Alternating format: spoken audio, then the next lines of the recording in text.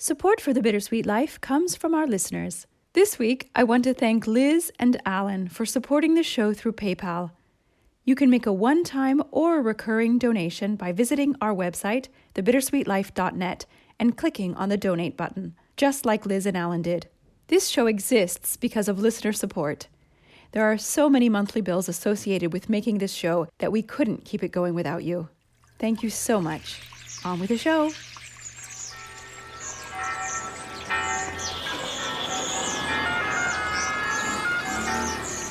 Welcome to Rome. This is The Bittersweet Life with Katy Sewell and Tiffany Parks.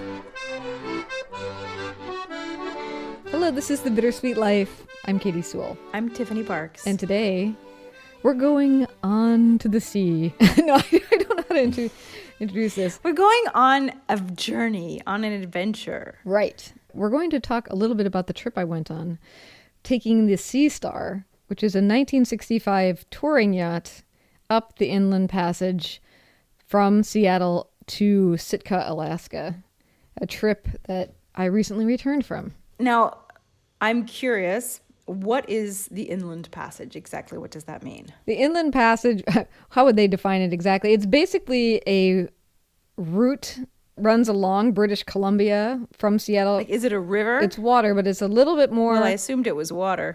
What did you ask? Yes, it's made of water. I said, is it a river? I mean, a boat would have a hard time if it wasn't water.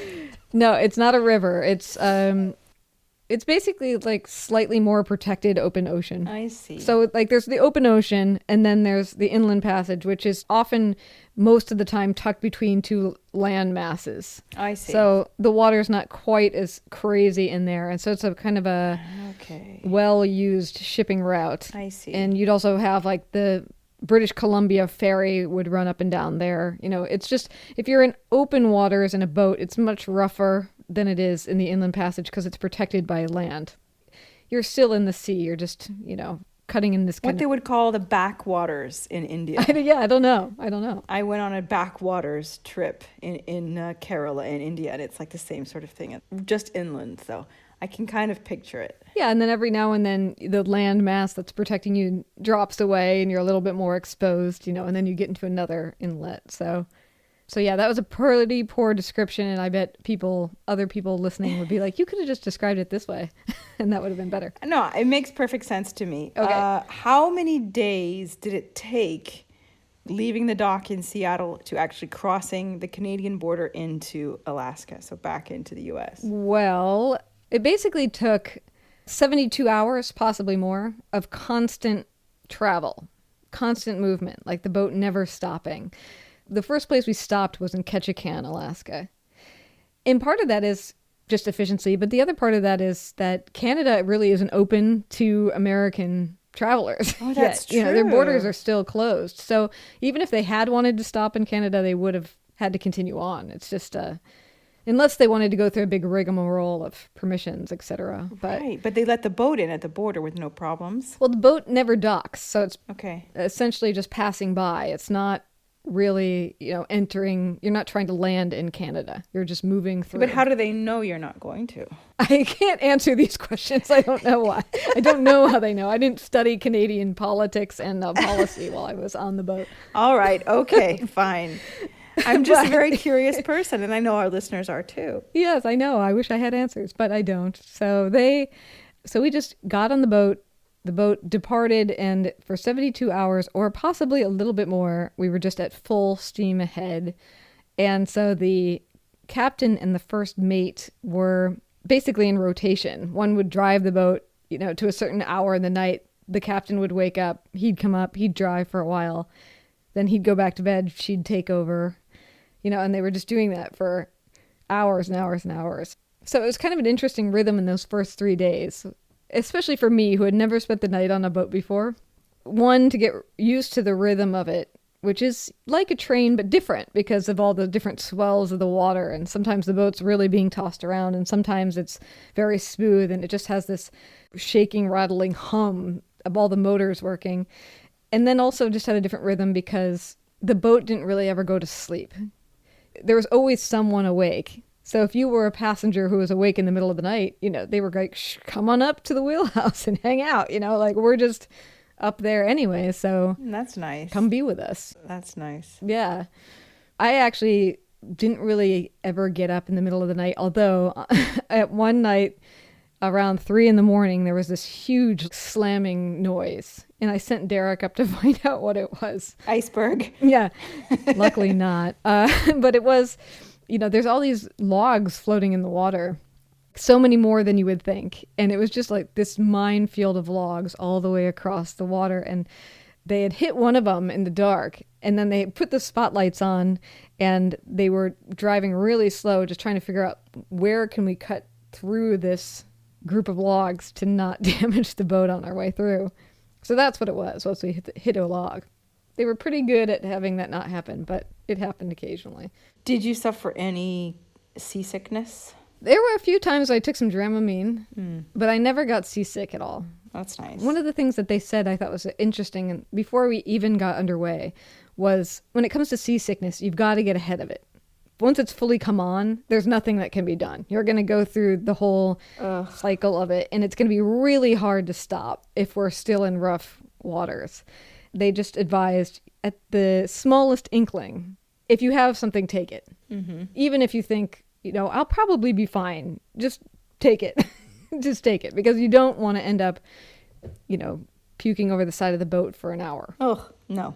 It's awful.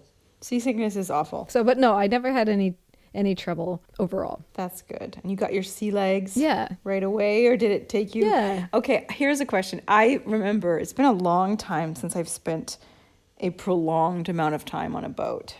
But I do remember that when you get off the boat, after it's been on like a good long time, like a couple days at least, walking on the solid ground feels so weird, right? It's funny because people said it would be like that, and I did not experience that as much. Really? Yeah, and I don't know why. Maybe it's because you're so light. You practically float. You're just as light as I am. Yeah, not quite. Yeah, you are. So, I don't know. I don't remember that. I do remember that it felt kind of fun and interesting to be back on land again after all that time. And Ketchikan is a strange and interesting place.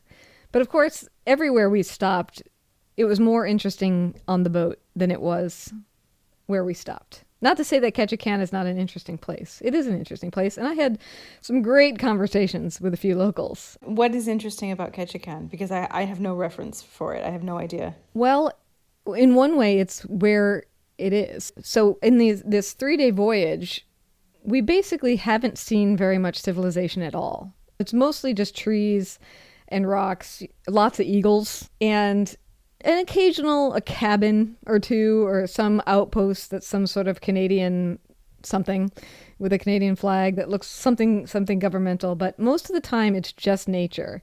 And so then when you get to Ketchikan, you pull in, it's this town that's perched right over the sea. And behind it is it basically rises straight up to mountains right behind the town. So they have no option to expand any more than they are. They basically hit this cliff that goes straight up. So it feels like this long, thin town that's perched on the edge of a mountain. It's obviously been remade to service the tourist industry. It was a lumber town, from my understanding, back in the day. But of course, the tourist industry isn't really there right now. Mm-hmm. It did have this kind of remade carnival feeling with no one there. No cruise ships, no nothing. There was one National Geographic boat there. And then it has this kind of old historic district. It's called Creek Street because the little district is hanging over an actual creek. And it's all these just little shanty shacks that apparently used to be like a series of brothels. And during the Prohibition era, the creek they would use to smuggle booze in underneath those houses, like when the water was rising, and then they would bring the booze up through the bottom of the houses to try to smuggle it in. And there was a trail behind all those cabins called the Married Man's Trail, which was supposedly where if your wives showed up all of a sudden at these houses, you could take off out the back door and run up the Married Man's Trail and end up in one of two places that were nowhere near Creek Street. be like, oh no, I was just out taking a stroll. Of course, like all of this has been sort of remade into like a kitschy attraction to a certain degree. Like most of those houses now are little shops, they're like little marketplaces. Almost everything when we were there was closed too. It was a Sunday, it was Memorial Day weekend. The tourists really weren't back yet. It was just kind of a ghost town. One really interesting thing we did get to see was that it happened to be the day of the high school graduation. And they were going to be promenading their seniors along the waterfront pier as a way of celebrating them, since you can't do indoor things. And so we decided to go watch that parade. And then we decided not to actually watch the whole thing, because who are these kids? We don't know. But we did get to walk through the whole parade route. And that was really interesting, because it was almost like getting to see what the entire town is like. Everybody was turned out. And the thing that I thought was so interesting was that, one, it was an extremely diverse town, a huge population of native people, which was great to see, and also very multi-generational.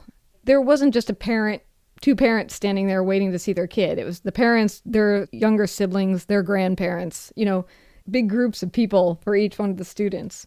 So I thought that was interesting as well. It's funny, once we all returned to the boat, because there were other passengers, but we didn't all hang out on land together. So when we all came back to the boat, we were just sharing our experiences of what did you do and where did you go and who did you meet during this daytime that we spent there.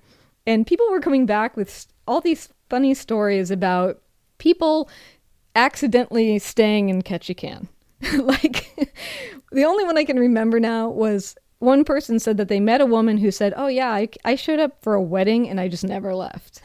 And everybody had these stories of like, almost like Ketchikan is an eddy, that you step foot in and all of a sudden you're just stuck in it and you're there for the rest of your life.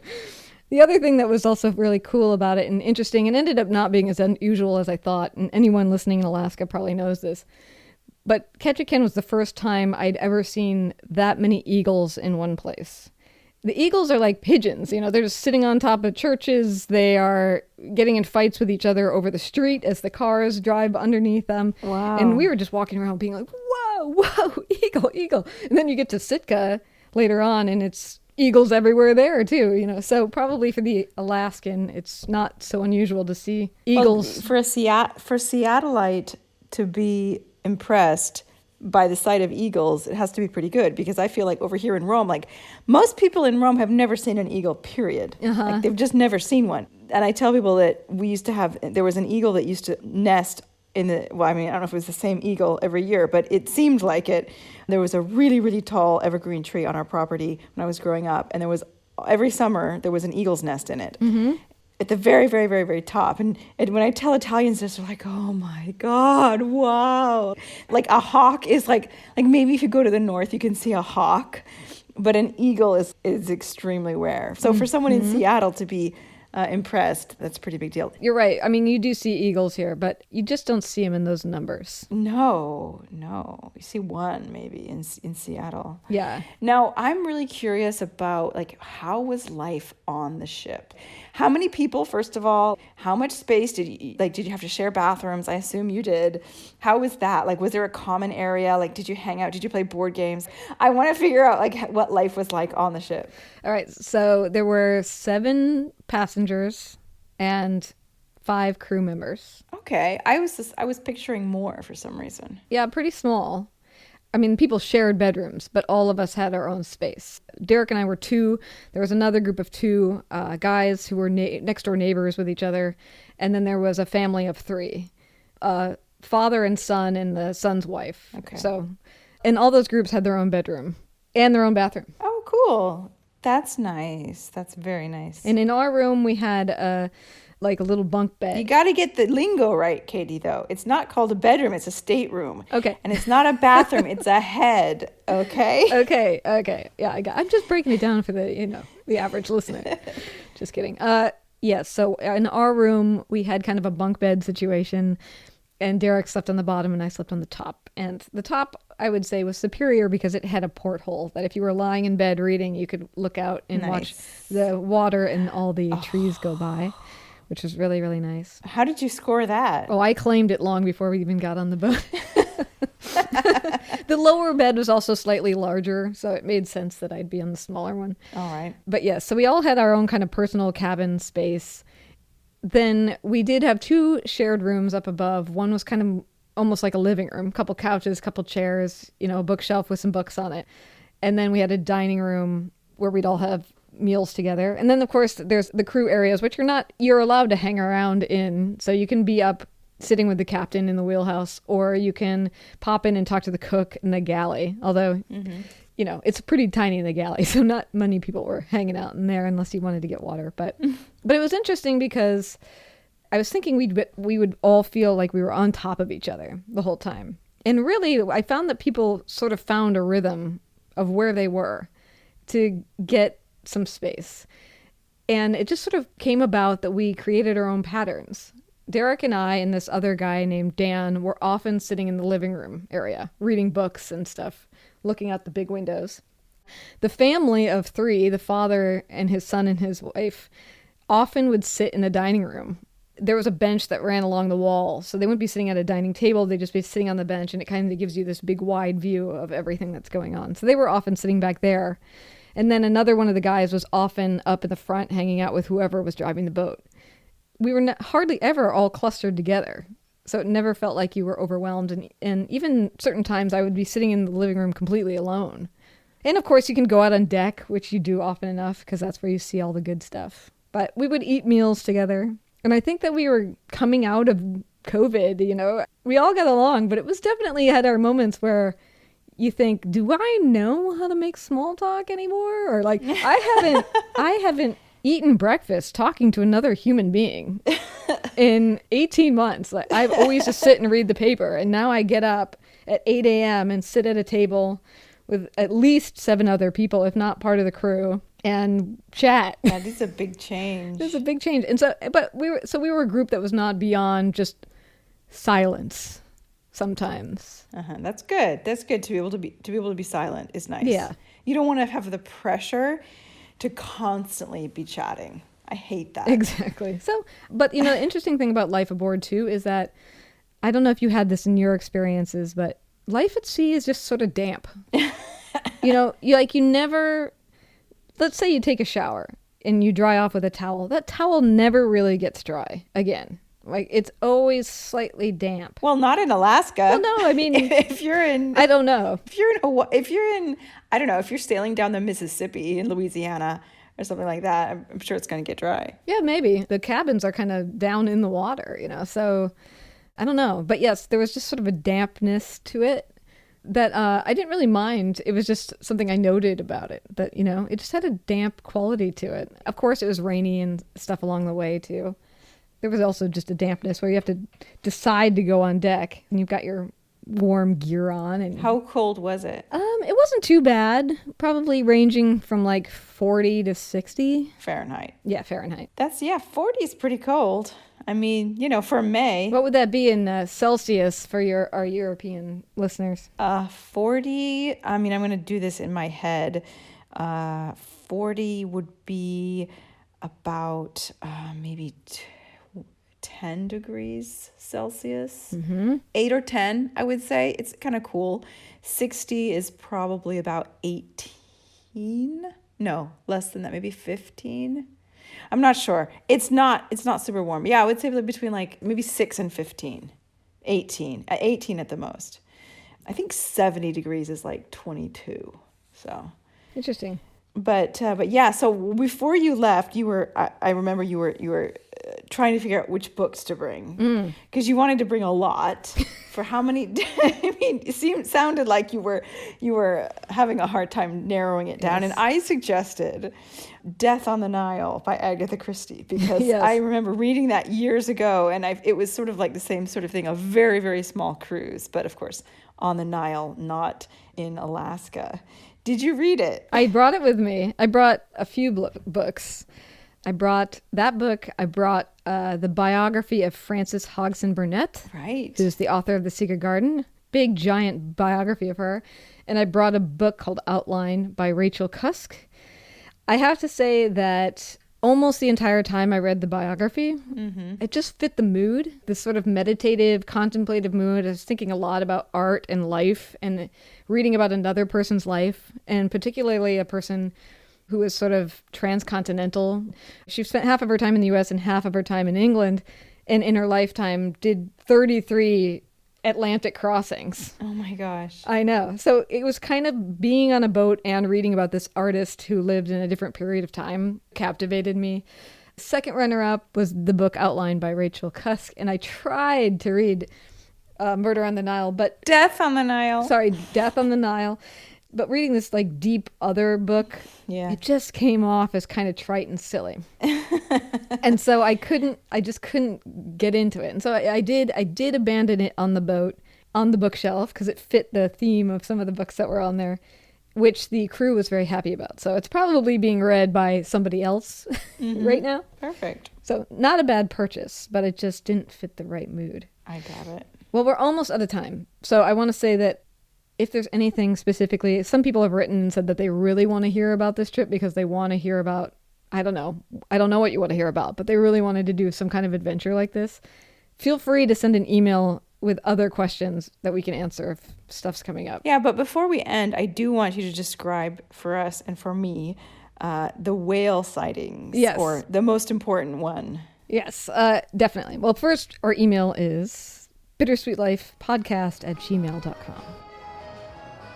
A quick aside to help you shop for summer clothes of the best quality, you must check out Faherty. They're a family-run clothing company that prioritizes sustainable fibers and non-toxic dyes, and they even ship their clothes in an environmentally friendly way. I own 3 of their shirts, and I absolutely love them. In fact, Tiffany, I'm wearing one right now.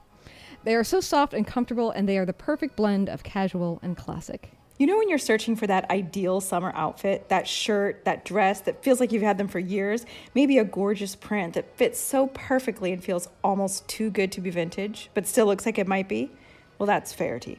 And they're so confident in the quality of their stuff, they have a lifetime guarantee of quality. They'll replace or fix your clothes forever, no matter what. And to top it all off, Faherty is giving Bittersweet Life listeners 20% off. 20%. So shop now for new summer clothes. Head to fahertybrand.com and enter the promo code Bittersweet at checkout for 20% off your order. Now, back to the show. But yes, as you know, I agreed to go on this trip in large part because I wanted to see humpback whales in the wild and have wanted to forever. It was one of your resolutions like a couple years ago, I feel. Yeah, it's a bucket list item. It's a resolution. I mean, as far as back as middle school, I have been wanting to see humpback whales in the wild. And I knew that there was a fair possibility that we would see them. And there are 2 sightings I want to tell you about briefly. The first one was just sort of magical. It was early morning. We were sitting at breakfast and we were passing kind of a quiet inlet cove. So if you can picture it kind of being foggy and steamy and the clouds and all the hillsides are gray and green and it's just damp, just wet. We're sitting at breakfast and one of the guys who's looking toward the window from his seat just says, "Whale!" because he sees the puff of air come out of the water and we all go running outside. And there are 4 whales there. One's a baby. Oh. They're just tooling around. You know, we're just mostly seeing their backs, you know, because that's what you mostly see when you see whales in the wild. You see their backs.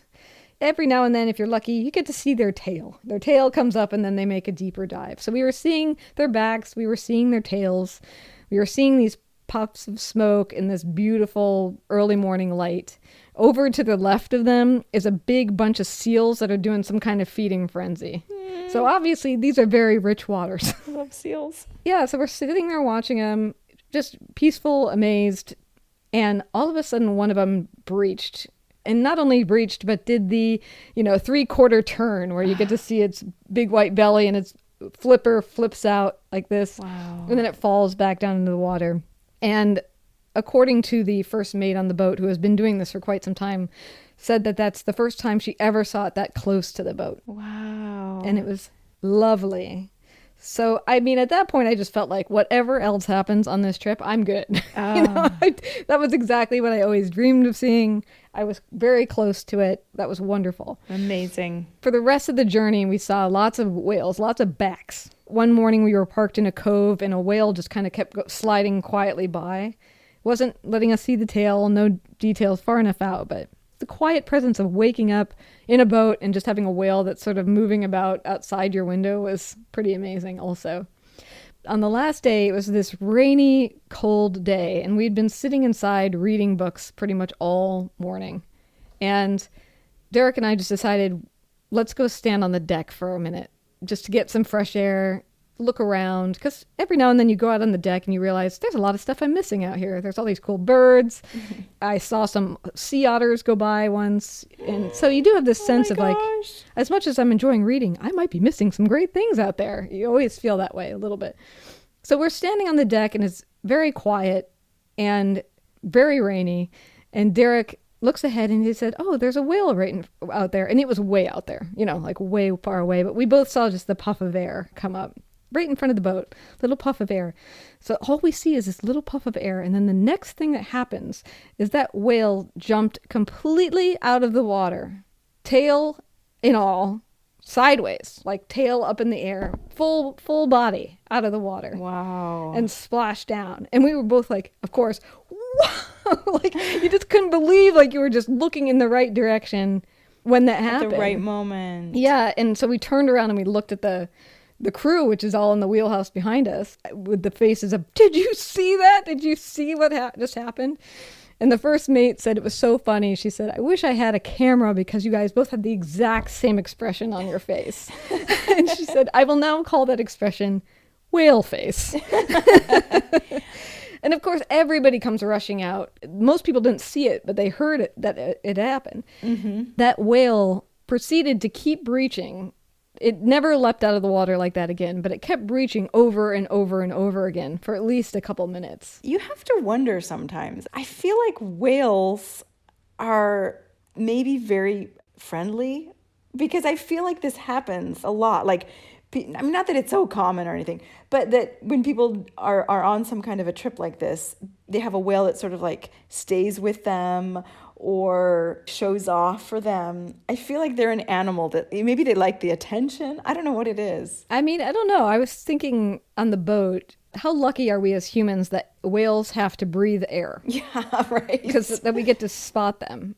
And I mentioned that to Derek and he said, or how unlucky are the whales that they have to breathe air. Oh, wow. Because historically, it has not been good for them that we know where they are. That's true. So I don't know. I mean, I think that might be kind of mythical thinking. But if you look it up, I mean, they're still kind of trying to research why whales breach like that. And how? My question is like, how does something so big lift its entire body out of the water in such a way? I mean, like if you were swimming, unless you were like a professional synchronized swimmer, I highly doubt you would be able to jump out of the water entirely, your whole body. And you're very light.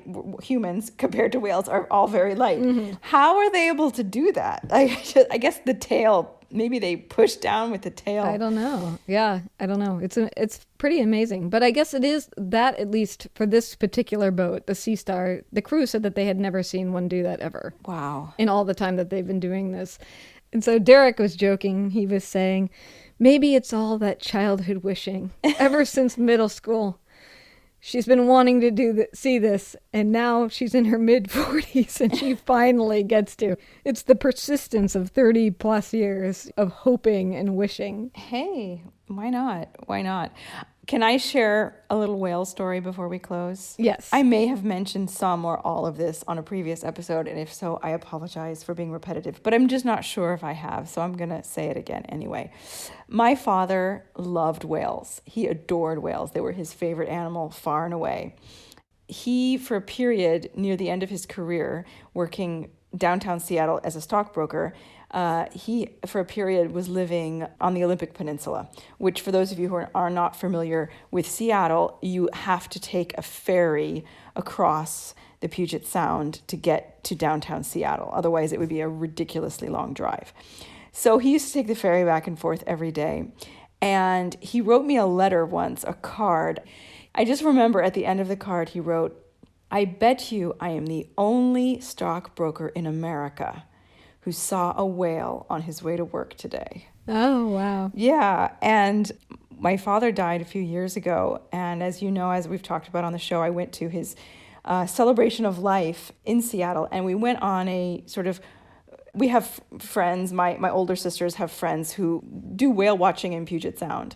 So they have a boat. It's not an overnight boat. It's a boat for, parties, groups of people to go on. And it was just us. Very big family, very big. We went out to basically scatter my father's ashes in the Puget Sound. And I think we had just scattered the ashes maybe 10 minutes before.